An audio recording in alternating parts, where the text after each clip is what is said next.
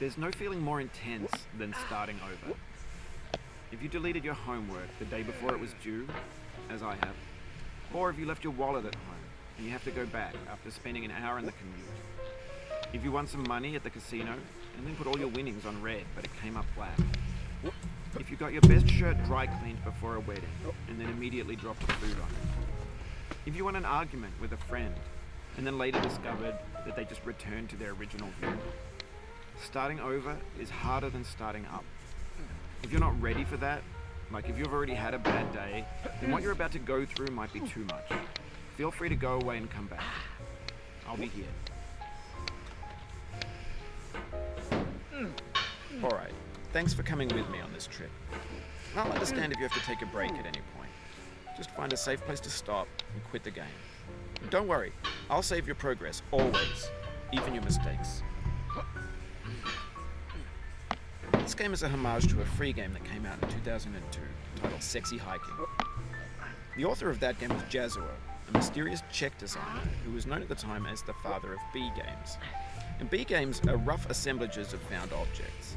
Designers slap them together very quickly and freely, and they're often too rough and unfriendly to gain much of a following.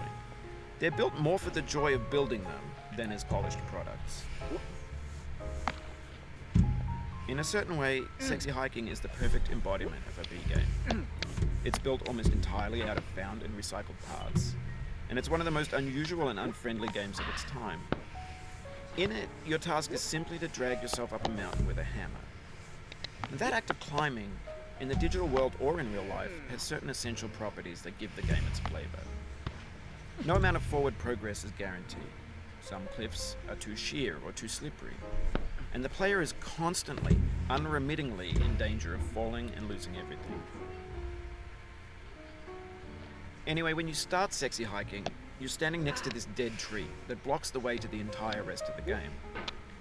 It might take you an hour to get over that tree, and a lot of people never got past it. You prod and you poke at it, exploring the limits of your reach and your strength, trying to find a way up and over. And there's a sense of truth in that lack of compromise. Most obstacles in video game worlds are fake.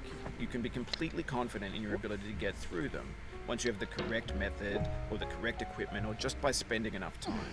In that sense, every pixelated obstacle in Sexy Hiking is real. The obstacles in Sexy Hiking are unyielding, and that makes the game uniquely frustrating. But I'm not sure Jazuo intended to make a frustrating game.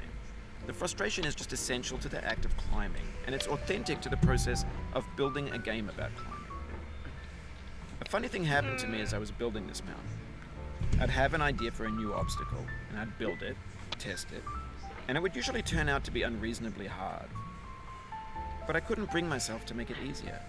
It already felt like my inability to get past the new obstacle was my fault as a player rather than as a builder. Imaginary mountains build themselves from our efforts to climb them, and it's our repeated attempts to reach the summit that turns those mountains into something real. When you're building a video game world, you're building with ideas, and that can be like working with quickset cement. You mold your ideas into a certain shape that can be played with, and in the process of playing with them, they begin to harden and set until they're immutable, like rock. And at that point, you can't change the world, not without breaking it into pieces and starting fresh with new ideas. For years now, people have been predicting that games would soon be made out of prefabricated objects, bought in a store and assembled into a world. And for the most part, that hasn't happened, because the objects in the stores are trash. I don't mean they look bad or that they're badly made, although a lot of them are. I mean they're trash in the way that food becomes trash as soon as you put it in the sink. Things are made to be consumed and used in a certain context, and once the moment is gone, they transform into garbage. In the context of technology, those moments pass by in seconds.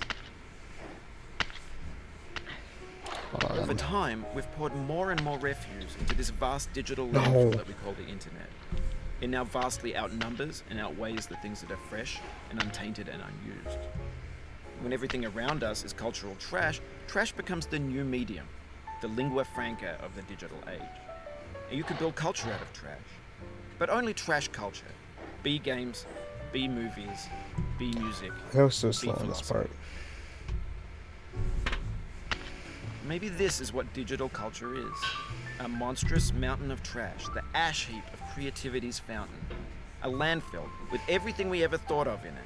Grand, infinite, and unsorted.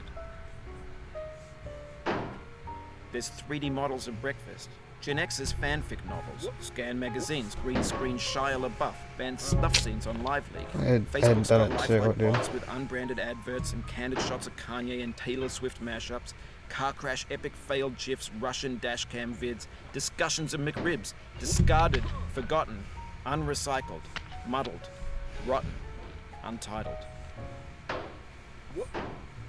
Everything's fresh for about 6 seconds, until some newer thing beckons, and we hit refresh.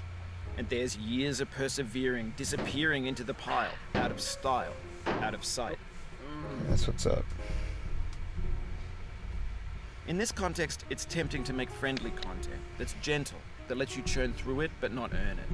Why make something demanding if it just gets piled up in the landfill, filed in with the bland things? When games were new, they wanted a lot from you. Daunting you, taunting you, resetting and delaying you. Players played stoically. Now everyone's turned off by that. They want to burn through it quickly. Yes. Fast time, dude.